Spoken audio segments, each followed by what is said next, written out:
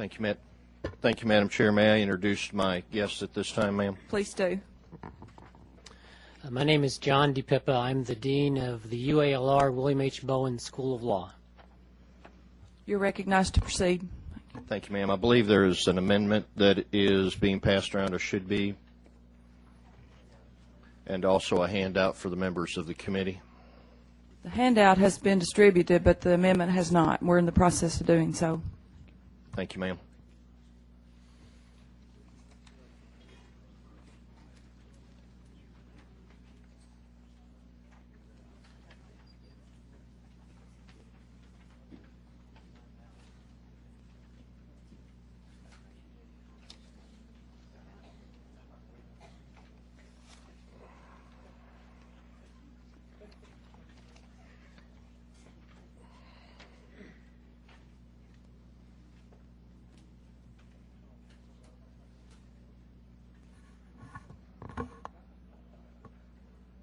Members, we need to take up the amendment first, after you've had an opportunity to look at that.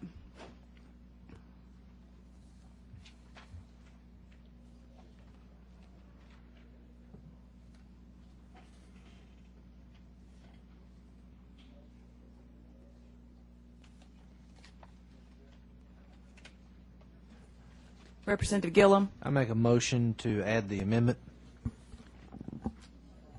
There's a motion on the table to add amendment to House Bill 1917. All in favor indicate aye. Anyone opposed? The amendment's been adopted. Please proceed. Thank you, Madam Chair. For the members of the committee, there is a handout that's been distributed to you. Part of that handout has some of the most frequently asked questions associated with the content of this bill. On one side of the handout, you'll see that it's entitled at the top, the Religious Freedom Restoration Act, House Bill 1917. I'd like to go through and just quickly read that so that it'll put us all on the same page as far as what this bill is intended to do. And then with the permission of the chair, I'd like to give Mr. DiPippa the microphone to let him speak to it, and he will be happy to field any questions from the chair, from the committee. Is that all right, ma'am? Yes, sir. Thank you. In summary, the Religious Freedom Restoration Act, otherwise referred to as RFRA, affirms the traditional interpretation of the free exercise of religion under the United States Constitution, Arkansas Constitution. It provides legal recourse for individuals whose religious freedoms are infringed and prescribed penalties for filing previous and fraudulent lawsuits. The Religious Freedom Restoration Act reaffirms that individuals have all the religious liberties identified in the U.S. Constitution and the Arkansas Constitution. Under a 1990 U.S. Supreme Court ruling, the legal emphasis of free exercise of religion changed from the act of doing something, for example, going to church, to believing something, for example, believing in God. This was a major shift in the way our country treats religious expression, because it relegates religion to a mental exercise instead of including physical activities as well. Prior to 1990, the government passed a law that interfered with a person's free exercise of the religion, and the government had to, 1, present the compelling government interest served by the law, and 2, demonstrate that it restricted the exercise of religion in the least intrusive manner possible. The United States Supreme Court changed those requirements in 1990. However, individual states may restore the definition of free exercise of religion for their citizens, and that is exactly what this Restoration Act is intended to do for the citizens of Arkansas. It states that individuals have the right to practice religion without being burdened by the government. It mandates that no government can burden the exercise of religion without proving that doing so is essential to the further of compelling government interest and the least restrictive means of furthering the compelling government interest. If a person's exercise of religion is burdened by the government, they may file a lawsuit. The court may award the person any relief and financial reimbursement deemed necessary to make up for the offense. If a person files a frivolous or fraudulent lawsuit, they may be liable for the government's court costs and may be prohibited from filing similar lawsuits in the future without the court's permission. Similar bills such as what you have before you today have been passed in Tennessee in 2009, Texas in 2005, and Oklahoma and Missouri passed this form of Restoration Act in 2010, but it did not include civil penalty remedies. And you have the documentation for each of those statements at the bottom of the page. And at this time, I'd like to turn the microphone over to Mr. DiPippa, Dean of UALR Law School, to address this matter. Madam Chair and members of the committee, thank you for giving me the opportunity to speak today. I was contacted by Jerry Cox about this bill, and he asked about my thoughts on it. And if those of you who know us know that Jerry and I disagree on almost everything except two items. We both have 4 children whom we love deeply, and we both believe in the importance of religious liberty. So I'm happy to speak today about this. I want to first add just a few comments about the chronology, and then speak very concisely about why I believe this is an important bill. After the 1990 Supreme Court decision, the United States Congress passed the original Religious Freedom Restoration Act, which purported to reinstate the compelling interest standard. That act was struck down 5 years later by the United States Supreme Court because it exceeded the power of Congress, since the act applied to every agency of government at every level. Congress responded by passing the Religious Land Use and Institutionalized Persons Act, which applies this standard to land use decisions and prisons.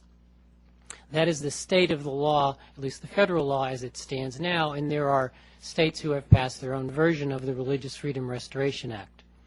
I support the bill for 3 primary reasons. First, I believe that the statement and the standard in the Religious Freedom Restoration Act is consistent with the framers' intent about religious liberty. Second, I believe that our experience before 1990 and post-1990 with the Religious Land Use and Institutionalized Persons Act shows that this standard strikes the right balance between government action and religious liberty. And third, that the primary beneficiaries of this law will be small and minority religious groups who are most likely to be burdened and least likely to have the political power to seek exemptions. First, why is it consistent with the intent of the framers? I believe the framers created a robust protection of religious liberty that, in my view, both prevented government from interfering with or establishing religion, but also established a very strong protection of religious exercise. I believe that the framers intended religion to be left to the individual, free from government coercion or inhibition. The compelling interest standard, as in the pre-1990 law and in the Religious Freedom Act, I believe is more consistent with that strong protection of religious practice and belief than the current standard. Second, the experience pre-1990 and post-essentially 2002 shows that courts have taken common sense approaches to these rules and have not hamstrung government agencies with unduly burdensome requirements. It's important to note that there are still parts of the original Religious Freedom Restoration Act that apply to parts of the federal government, primarily in bankruptcy proceedings. Nevertheless, the court opinions seem to reflect a very common sense notion of the role of government and the role of private belief, and strike an appropriate balance, and in the right cases have upheld government action, and in the right cases have prevented it from interfering with religious practice. Finally, the benefits that flow from this law would go to groups who are most likely to be burdened inadvertently by rules. It's easy for us to understand the effect that something will have on beliefs and practices with which we are familiar. But it is almost an unavoidable blind spot when we don't understand or appreciate or even recognize other religious practices. Those groups most often are the groups who are not able to come to you and seek legislative exemptions because they don't possess broad political power. One example that I use in my class relates to fire safety laws.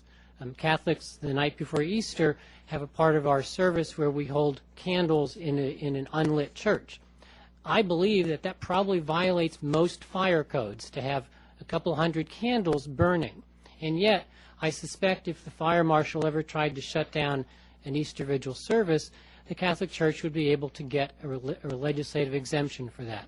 I am not confident that minority and small religious groups could do the same. And a law like this then prevents such a thing from happening. In the end, the most important piece of this bill is not necessarily the lawsuit, but rather the sensitization that it will bring to government actors who would finally recognize, I believe, the effect their actions have on religious liberty. Thank you very much. Thank you, Dean. Mr. Hammer, are you finished with your presentation? At this point, yes, sir, and we'll be glad to take questions. Members, any questions? I see Mr. Steele for a question. Thank you, Mr. Chairman. I just have one brief question. I think there's a lot of good stuff in this bill. My concern is this. We passed a bill earlier this session prohibiting certain protests at military funerals. And I know that it was a delicate balance trying to find a way to make that bill constitutional and within the confines of the First Amendment. Can you tell me if this would in any way enable, and I know my understanding is those are generally religious groups from out of state that come down and protest military funerals, would this in any way hamper our efforts to cut back on those protests? That's a good question. I don't believe it would, because the definition of burden requires an inhibition or a denial of some benefit. And the law under the funeral protest allows the protests to go on under certain neutral conditions. I don't think this bill interferes with that law. In fact, there are provisions of this bill which state that it wouldn't interfere with other provisions of law. Secondly, I don't believe that the protest itself would necessarily qualify as a religious practice. And there are some states who have dealt with similar issues involving violations of sign ordinances. Tennessee, for example, that actually said that the sign ordinance would trump the ability of the religious group to post their message. Satisfied my concerns. Thank you. Thank you, Mr. Chair. Mr. Walker, you recognized for a question. Thank you, Mr. Chairman. I have several.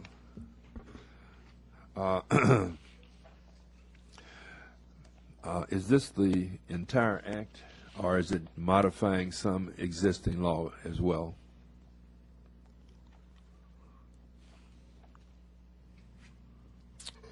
I believe this is the entire act, and it would be noted if it was in underlining or other methods that were custom. I believe this is the entire act, sir.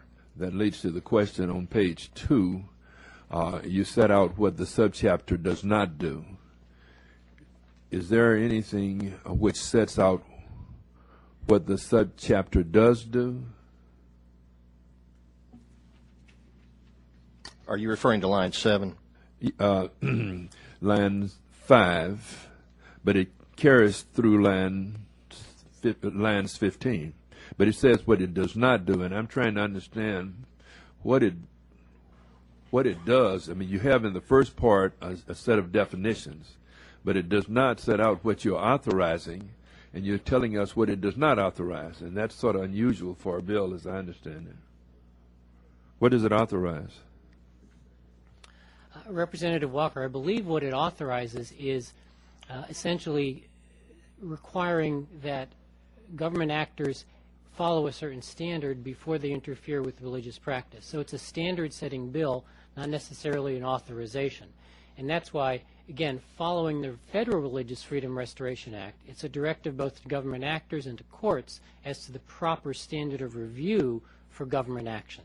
Well, how do you get to the point of frivolous actions being circumscribed by various processes, including an award of fees, if there is no authority in here that allows a person to bring a private action? I believe the bill does allow individuals to bring a private action. Is that section, page 2, beginning with lines 18 through 27? I believe that the private action is authorized on the third page under line 17, remedies and penalties. The third page? Oh, that's page 3, all right.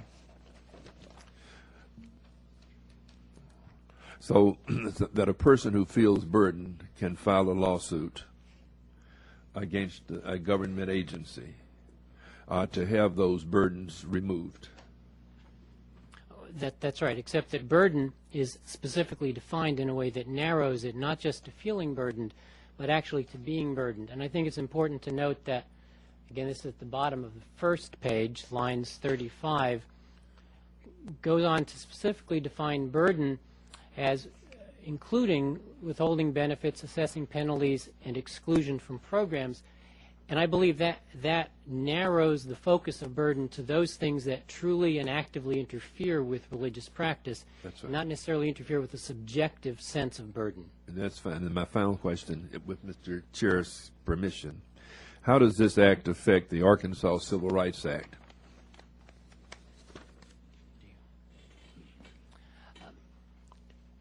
I couldn't give you an authoritative opinion, but my sense is that it supplements but does not replace. So there are independent remedies under the Arkansas Civil Rights Act. This is a more specific act aimed specifically and entirely at government action and in stating the standard of review to apply to actions that burden religious practice. Well, I said last one. Does this mean that if a person has a particular religious belief and works for the state, he or she can utilize this action upon adverse action by the state to remedy that situation? Assuming that, in fact, there was adverse action and assuming that that action couldn't be justified by the compelling interest standard, the answer is yes. In essence, the state would have to justify their action by coming up to that compelling interest standard. Thank you, Mr. Chairman. I'm happy to see Representative Hammer present a civil rights bill. Any additional questions, members? Seeing no questions, I have a couple of questions from the chair, and I apologize. I missed part of the presentation, so if I'm being redundant, I apologize. Mr. Hammer, you have the DFA's fiscal impact or legislative impact statement. Yes, sir. You have a copy of that? I do. Let me ask you to respond to some of their concerns outlined in this. What's the response to the claim by DFA, for example, that this bill, if passed, might subject the state to lawsuits for folks whose religious beliefs would prevent them from wanting to have a driver's license or give their Social Security number or even get a Social Security number? What's your response to that? May I repeat the question back to you, make sure I'm understanding what you're asking? Absolutely. Are you asking what's going to be the state's financial liability in the event this becomes litigation, and how is the cost covered? Well, I guess I'm asking, do you think your bill, if passed, would allow someone to say, tell the state that, no, I'm not going to get a driver's license because it's against my religion, or to say, yes, I'm going to smoke this marijuana because it is a proponent, or it's part of my worship? That's really what I'm asking. I'm going to make a response, but I'd like to give Mr. DiPippa the opportunity to correct me in the event I'm wrong on my facts, if that's right with the chair. I'm going to say right now that would be covered probably under the frivolous aspect of what this law is intended to do. And I would like to state that when I did get the financial impact yesterday, and in talking to the ones who had provided the financial impact, that there is sufficient funds to cover so that it would not be an additional financial burden to the state. And I think it would be fair to say that anybody can bring a lawsuit at any time. Burden of proof is one thing, and actually I think that this addresses that issue, that if a person repeatedly brings back a frivolous lawsuit, that they can actually have to incur some of the costs to help that be deterred and from happening. I'll give Mr. DiPippa the mic to add anything or correct me if he would. That's essentially correct, and it's also important to recognize that even if this is a burden, the state definitely has a compelling interest to require people to have a driver's license, and having a driver's license is a narrowly tailored, least restrictive method to accomplish that goal. We're not writing on a blank slate. Other states prior to 1990 had the same sorts of challenges regarding driver's licenses and were successful in beating them back. Well, Dean or Professor or Dean or Representative Hammer, you define burdens as direct or indirect. That seems to make it pretty expansive as I read it. That seems to give me a cause for some concern because indirect burden might be very light burden. Representative Williams, the indirect burden language is necessary to restore this to the prior test. And I believe it's not necessarily the indirect word that matters, but rather the way that burden is defined further in that sentence. So it's not simply an inconvenience. It is rather something that, as you see, involves some tangible impact on the person. And the indirect burden is necessary because it's something like disparate impact analysis. It removes the requirement of an intentional action, but looks to see the impact of somebody's action on religious liberty. Well, wouldn't that language have been better language to choose? I'm familiar with disparate impact analysis and how a facially neutral statute may unconscionably burden someone. So why not use language as opposed to direct or indirect? Why not use intentional or unintentional? In the history of free exercise law, direct indirect burdens are actually the language that the court has used. So this is more consistent with the pattern of decisions. Okay. I'm going to yield to Representative Ratliff for a question. Representative Hammer, I was looking in this DFA deal that they've done, and it says here that there's a deal here where you can't kill any animals in the city limits other than for human consumption. You know, we've got a bad problem with armadillos up in my part of the world. Are they hard shell or? Well, we do them on the half shell sometimes, but not all the time. And yeah, but that could be a problem. We got skunks and all that kind of stuff, and we don't like those things. And this bill stops that. That's going to be a problem for cities.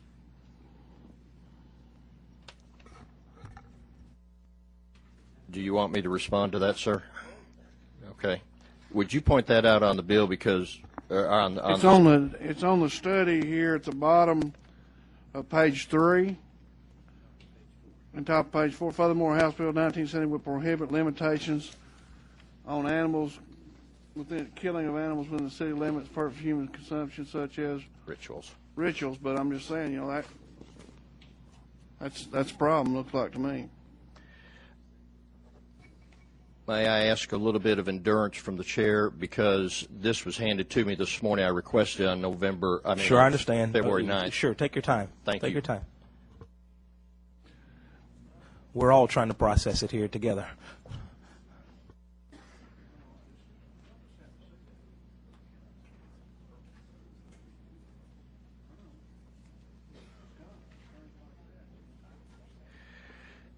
Thank you for the patience of the committee and the chair. We are ready to give a response. Go right ahead. Thank you. Over on page 4 in that analysis, it refers to a United States Supreme Court case. The background of the case is that the city of Hialeah tried to draft a law that was intentionally aimed at a particular religious practice, and so they banned the slaughter of animals, but then had so many exemptions that it only applied to one religion. And the court in the case said a proper law, a law that said, for example, it was seeking some public health purpose, would satisfy the compelling interest standard. The issue, though, in this Santeria case was that the city was aiming at a religion, and that was its problem.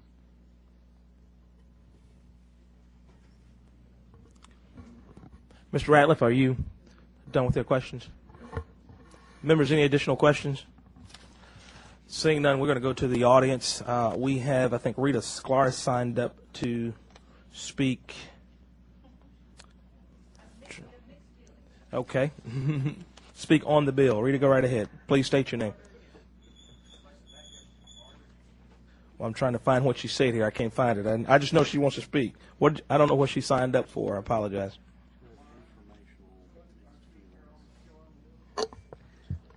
Yes.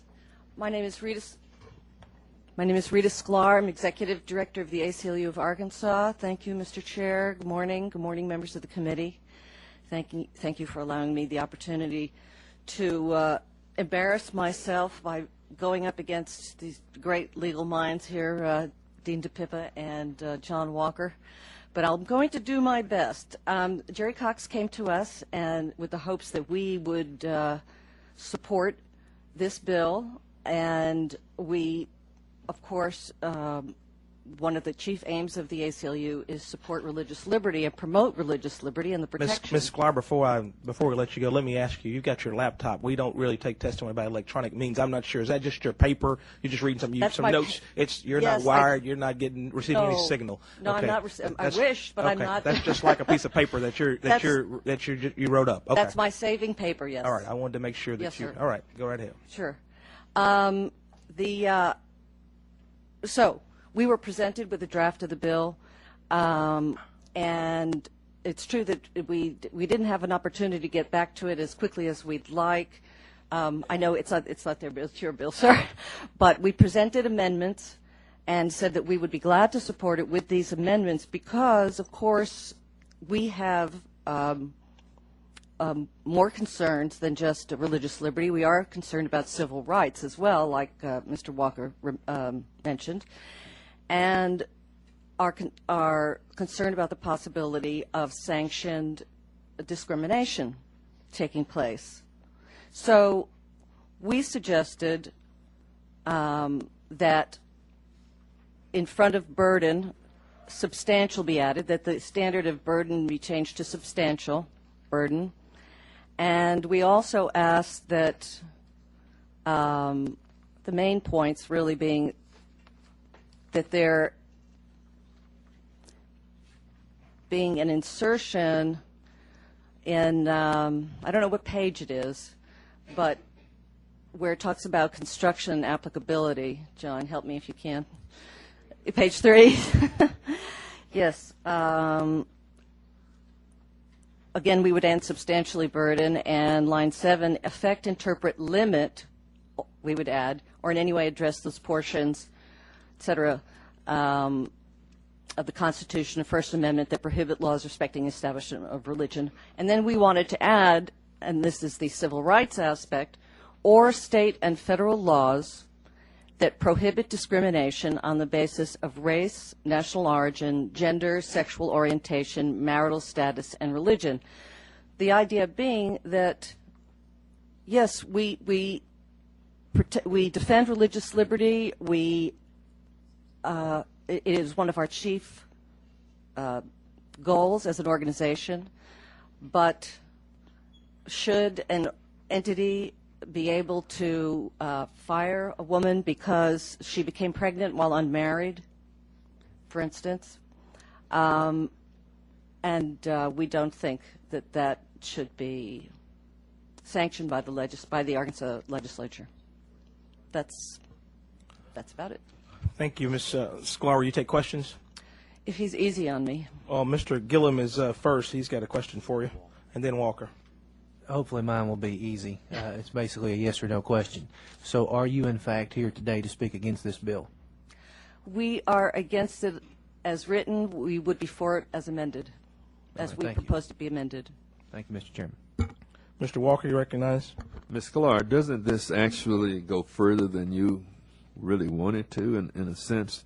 Because when you authorize a government entity, when you use the language, authorize a government entity to burden a religious belief, you're taking a lower standard. It's almost any burden. It doesn't say a substantial burden. Right, and our amendment is substantial. But doesn't this, in effect, keep a religious belief from being burdened by the state, pure and simple? It doesn't have to be a great or substantial right, burden. And our concern is that unless there's a higher standard, it would be too easy to do things like discriminate under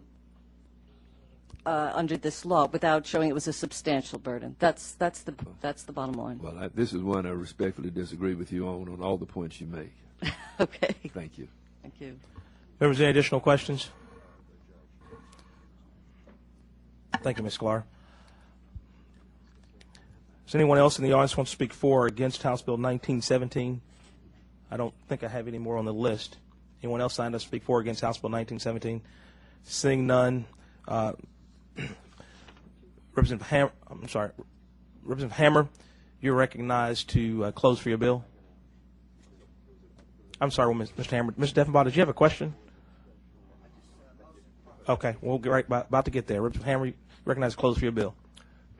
Thank you, Mr. Chairman. Thank you, committee. I think that, and I just want to introduce something. I know that sometimes we as legislators are asked to bring bills on behalf of other people, and that's a good part of the process, and that's what I think we are partly here to do. But I want to speak to the personal level of this.